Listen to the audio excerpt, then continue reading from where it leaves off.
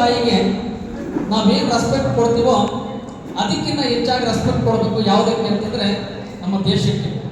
ಅದಕ್ಕೆ ಹೇಳ್ತಾರೆ ದೇಶಭಕ್ತಿ ರಾಷ್ಟ್ರ ಪ್ರೇಮ ಬೇಕು ಬಹಳ ಪ್ರತಿಯೊಬ್ಬರಿಗೂ ಕೂಡ ಅಂತ ಹೇಳ್ಬೋದು. ಯಾಕೆಂದ್ರೆ ಇವತ್ತು ನಮ್ಮಲ್ಲಿ ಏನಾಗ್ತಾ ಇದೆ ಅಂತಂದ್ರೆ ತಂದೆ ತಾಯಿ ಜನ್ಮ ಕೊಟ್ರೆ ತಂದೆ ತಾಯಿ ಒಬ್ಬರಾದ್ರೆ ಇನ್ನೊಂದು ತಂದೆ ತಾಯಿ ಹೆಸರು ಹೇಳ್ಕೊಂಡು ನಾವು ಜೀವಿಸ್ತಕ್ಕಂಥ ಒಂದು ಇದು ಕೂಡ ನಾವು ನೋಡ್ತಾ ಇದ್ವಿ. ಅದಾಗಬಾರ್ದು. ಹಂಗಾಗಿ ಇವತ್ತು ನಾವೇನು ಅಂತಂದ್ರೆ ಫಸ್ಟ್ ಯಾವತ್ತು ಸಲ್ಯೂಟ್ ಅವರ್ ನೇಷನ್, ಸಲ್ಯೂಟ್ ಮಾಡಬೇಕು ನಮ್ಮ ನೇಷನ್ಗೆ ನಿಜವಾಗ್ಲೂ ಕೂಡ.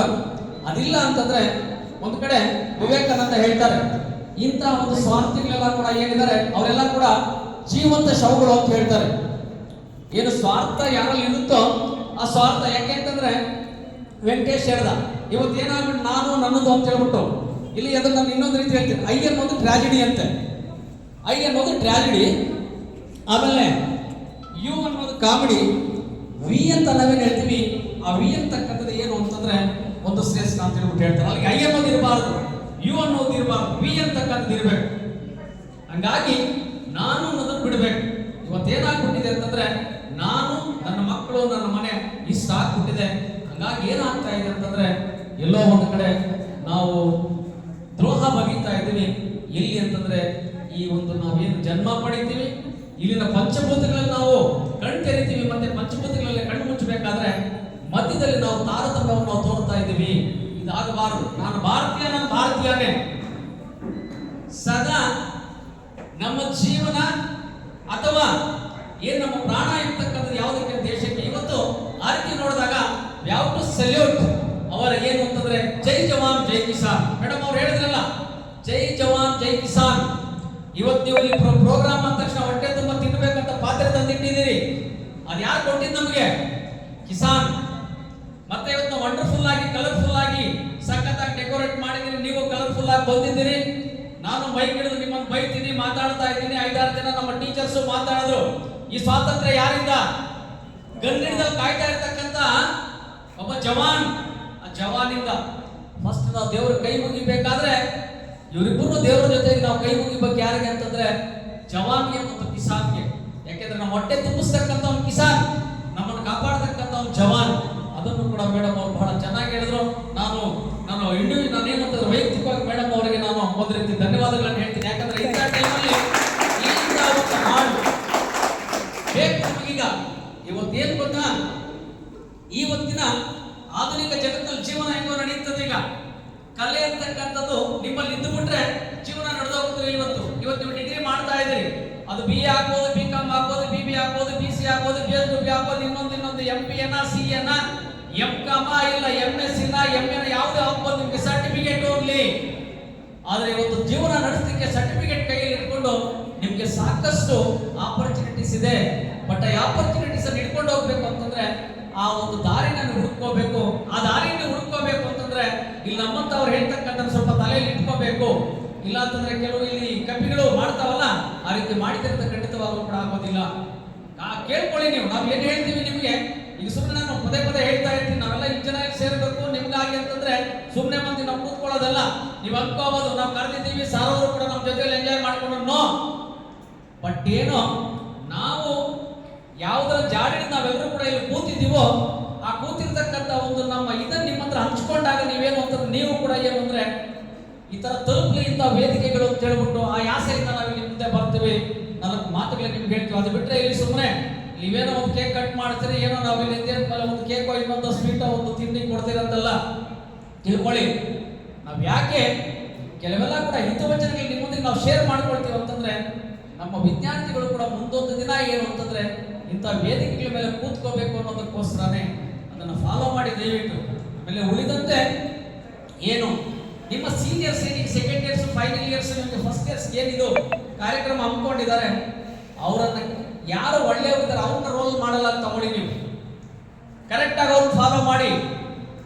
ಏನ್ ಗೊತ್ತಾ, ಇದನ್ನ ನಾವೇನ್ ಹೇಳ್ತೀವಿ ಅಂತಂದ್ರೆ ನಾವು ಮಾಡ್ತಕ್ಕಂಥ ಸಂಘ ವಾಟ್ ವಿ ಕಾಲ್ ಫ್ರೆಂಡ್ಶಿಪ್ ಅಂತ ಹೇಳ್ತೀವಿ ನಾವು.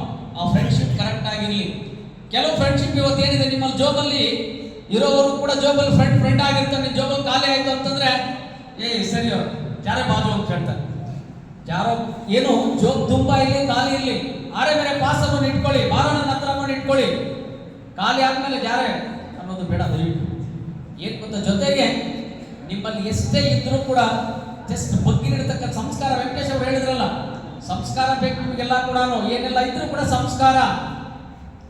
ಜೊತೆಗೆ ನಮ್ಮ ಜೋಬಲ್ ದುಡ್ಡಿದ್ದಾಗ ನಿಮ್ಮ ತಂದೆ ತಾಯಿ ದುಡ್ಡು ಕೊಡ್ತಾರೆ, ನಿಮ್ಗೆ ಕೇಳ ಇವತ್ತಂತೂ ನಿಮ್ಗೇನು ಸಮಸ್ಯೆ ಇಲ್ಲ ರೀ, ನೀವೆಲ್ಲ ಲಕ್ಕಿ. ಅರ್ಥ ಆಯ್ತಲ್ಲ, ನಿಮ್ಗೆ ಸಮಸ್ಯೆ ಇಲ್ಲ.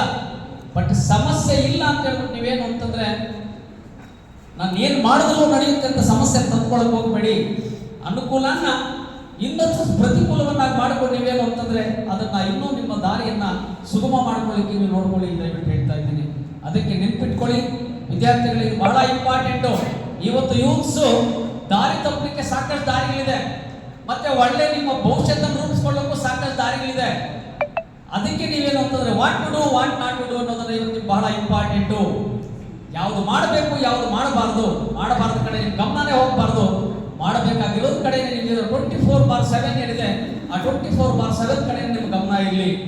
ಹಾಗಾಗಿ ನೀವೆಲ್ಲರೂ ಕೂಡ ಇವೆಲ್ಲ ಕೂಡ ಪಾಲಿಸ್ತೀರಿ ಅಂತೇಳಿ, ಮತ್ತೆ ಏನ್ ನೀವು ಡಿಗ್ರಿಯಲ್ಲಿದ್ದೀರಿ, ನೀವೆಲ್ಲರೂ ಕೂಡ ಮುಂದೆ ಒಳ್ಳೆ ಓದ್ಕೊಂಡು ಒಳ್ಳೆ ಪರ್ಸೆಂಟೇಜ್ ತಗೊಂಡು ಒಳ್ಳೆ ಪ್ಲೇಸ್ಗೆ ಹೋದಾಗ, ನಿಮ್ಮ ಪೊಸಿಷನ್ಗೆ ಹೋದಾಗ ಆ ಒಂದು ಕ್ರೆಡಿಟ್ ನಿಮ್ಮ ಪೇರೆಂಟ್ಸ್ಗೆ, ನಿಮಗೆ ಪಾಠ ಹೇಳಿದಂಥ ಮೇಸ್ಟ್ರಿಗೆ ಮತ್ತೆ ಈ ಸಂಸ್ಥೆಗೆ ಸಲ್ಲುತ್ತೆ. ಎಲ್ಲ ಕೂಡ ನೀವು ರೂಪಿಸ್ಕೊಳ್ತೀರಿ ಅಂತ ಹೇಳ್ಬಿಟ್ಟು ಹೇಳ್ತಾ, ವಿದ್ಯಾರ್ಥಿಗಳು ಹೇಳಿದಲ್ಲ, ಮೈನ್ ಏನು ಅಂತಂದ್ರೆ ಸಂಸ್ಕಾರವಂತರಾಗಿ ಏನೊಂದು ಕ್ಲಾಸಲ್ಲಾಗಿರ್ಬೋದು, ಇಂಥ ಒಂದು ಪ್ರೋಗ್ರಾಮಲ್ಲಾಗಿರ್ಬೋದು, ಯಾವ ರೀತಿ ನಮ್ಮ ಮುಂದೆ ದೊಡ್ಡವರು ಇರ್ತಾರೆ, ನಾವು ಹೇಗಿರ್ಬೇಕು ಅನ್ನೋದನ್ನ ಫಸ್ಟ್ ಕಲೀರಿ ನೀವು. ಸಂಸ್ಕಾರ ಇಲ್ಲ ಅಂತಂದ್ರೆ ಏನ್ರಿ, ಆ ಸಂಸ್ಕಾರ ಇಲ್ಲಿರ್ತಕ್ಕಂಥ ವ್ಯಕ್ತಿ ಯಾವುದಕ್ಕೆ ಸಮ ಅಂತಂದ್ರೆ ಶವಕ್ಕೆ ಸಮ. ಸಂಸ್ಕಾರ ಬೇಕು. ಆ ಸಂಸ್ಕಾರ ಇದ್ದವನು ಈಕ್ವಲ್ ಟು ಏನ್ ಹೇಳಿದೆ, ಡೆಡ್ ಬಾಡಿ ಅಂತೇಳಿ. ಆ ಸಂಸ್ಕಾರ ಇಟ್ಕೊಂಡ್ರಿ, ಆ ಸಂಸ್ಕಾರ ನಿಮ್ಮನ್ನ ಏನು ಅಂತಂದ್ರೆ ಉನ್ನತ ಸ್ಥಾನಕ್ಕೆ ಕೊಂಡೊಯ್ಯುತ್ತೆ.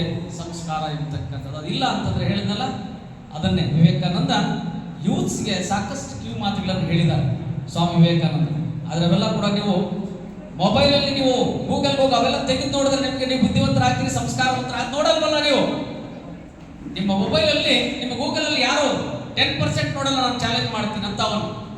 ಬಟ್ ಏನು ಅಂತಂದ್ರೆ ಎಲ್ಲ ಕೂಡ ನೀವು ನೋಡೋದು ಯಾವುದು ಅಂತಂದ್ರೆ ಪ್ರಪಾತಕ್ಕೆ ಬೀಳ್ತಕ್ಕಂಥ, ಅದಾಗೋದು ಬೇಡ. ಅಟ್ಲೀಸ್ಟ್ ನಿಮ್ಗೆ ಗೊತ್ತಿಲ್ಲದೆ ನೀವು ಮಾಡ್ತಾ ಇದ್ದಾಗ ನಾವು ಹೇಳ್ತೀವಲ್ಲ, ನಾವು ಹೇಳಿದಾಗ ತಿದ್ದುಕೊಳ್ಳಿ, ಬದಲಾಗಿ ನೀವೆಲ್ಲರೂ ಕೂಡ ನೀವು ಒಳ್ಳೆ ವ್ಯಕ್ತಿಗಳಾಗಿದ್ದೀರಿ ಅಂತಂದ್ರೆ ನಿಮ್ಮೊಬ್ಬರಿಂದ ಸಾಕಷ್ಟು ಬೆನಿಫಿಟ್ ಇದೆ. ಸೊಸೈಟಿಗೆ ಮೇಯ್ನು, ಸೊಸೈಟಿಗೆ ಬೆನಿಫಿಟ್ ಇದೆ. ಯಾವಾಗ ನಿಮ್ಮ ಸೊಸೈಟಿಗೆ ಬೆನಿಫಿಟ್ ಆಗುತ್ತೋ ನಿಮ್ಮ ಹಳ್ಳಿಗೆ ಮುಂದೆ ಅದೇ ನಿಮ್ಮ ತಾಲೂಕು, ನಿಮ್ಮ ಜಿಲ್ಲೆ, ನಿಮ್ಮ ರಾಜ್ಯ, ರಾಷ್ಟ್ರ ಮಟ್ಟ ಮತ್ತು ಅಂತಾರಾಷ್ಟ್ರ ಮಟ್ಟ. ಈಗ ಎಕ್ಸಾಂಪಲ್ ಈಗ ಏನು ಗೊತ್ತಾ, ನೀವು ಅಬ್ದುಲ್ ಕಲಾಂ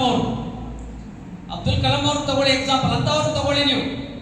ಅಬ್ದುಲ್ ಕಲಾಂ ಅವರು ಗೊತ್ತಿದೆ ನಿಮ್ಗೆಲ್ಲ ಕೂಡ, ಅವರ ಒಂದು ಲೈಫ್, ಯಾರು ಅವರ ಚೈಲ್ಡ್ಹುಡ್ ಡೇಸ್ ತಿಳ್ಕೊಂಡಿದ್ದಾರೆ ನನಗೆ ಗೊತ್ತಿಲ್ಲ. ಅವ್ರ ಚೈಲ್ಡ್ಹುಡ್ ಡೇಸ್ ತಗೊಂಡಾಗ ನಾವು ನೋಡಿದಾಗ ಕಷ್ಟಪಟ್ಟರೆ ನಾವೇನೆಲ್ಲ ಕೂಡ ಅಚೀವ್ ಮಾಡಬಹುದು ಅಂತಕ್ಕಂಥದ್ದು ಅವ್ರು ನಾವು ನೋಡಿದಾಗ ನಮ್ಗೆ ಗೊತ್ತಾಗುತ್ತೆ.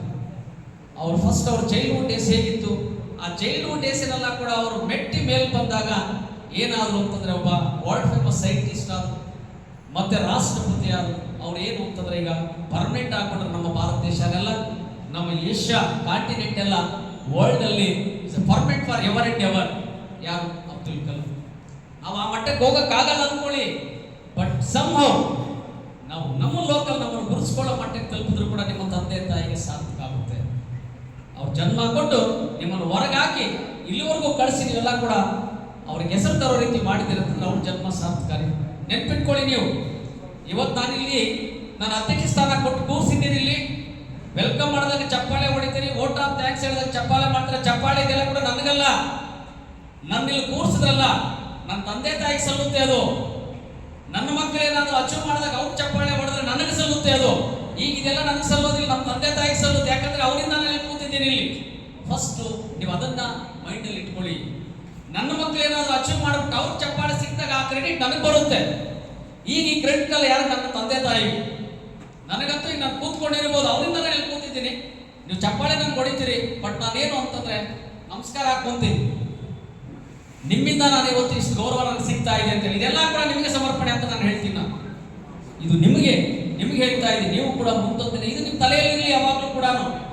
ಈಗ ನಿಮ್ಗೆ ಏನು ಸಿಗುತ್ತೆ ನಿಮ್ಗೆಲ್ಲ ಅದು ನಿಮ್ಮ ತಂದೆ ತಾಯಿ. ನಿಮ್ಮನ್ನ ಹೊಗಳಿದ್ರು ಕೂಡ the credit goes to your parents.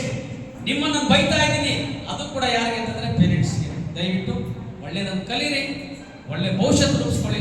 ಎಲ್ಲರೂ ಕೂಡ ಚೆನ್ನಾಗಿದ್ದು ಏನು ಅಂತಂದ್ರೆ ನೀವೆಲ್ಲ ನಮ್ಮ ಸಂಸ್ಥೆಗೆ, ನಿಮ್ಮ ತಂದೆ ತಾಯಿಗೆ, ನಿಮ್ಮ ಊರಿಗೆ, ನಿಮ್ಮ ಒಂದು ಲೋಕಲ್ ಇದಕ್ಕೆ ನೀವೆಲ್ಲರೂ ಕೂಡ ಕೀರ್ತಿ ತರತಕ್ಕ ಆಗಲಿ ಅಂತ ಹೇಳ್ಬಿಟ್ಟು ಅದಕ್ಕೆಲ್ಲ ಕೂಡ ಭಗವಂತ ನಿಮ್ಗೆ ಎಲ್ಲ ಆಯಾಮಗಳನ್ನು ಕಲ್ಪಿಸ್ಲಿ, ಒದಗಿಸ್ಕೊಳ್ಳಿ, ಆ ಜ್ಞಾನ ನಿಮ್ಗೆ ನೀಡಲಿ ಅಂತ ಹೇಳ್ಬಿಟ್ಟು ಈ ಸಂದರ್ಭದಲ್ಲಿ ನಾನೆಲ್ಲ ನಮ್ಮ ಆತ್ಮೀಯ ಮಿತ್ರರ ಪರವಾಗಿ ನಾನು ಹಾರೈಸ್ತಾ, ನನಗೆ ಅವಕಾಶ ಕೊಟ್ಟು ನಿಮ್ಗೆಲ್ಲರೂ ಹೊಂದಿಸ್ತಾ ನಾನು ಮಾತು ಮುಗಿಸ್ತಾ ಇದ್ದೀನಿ. ಜೈ ಹಿಂದ್, ಜೈ ಕರ್ನಾಟಕ.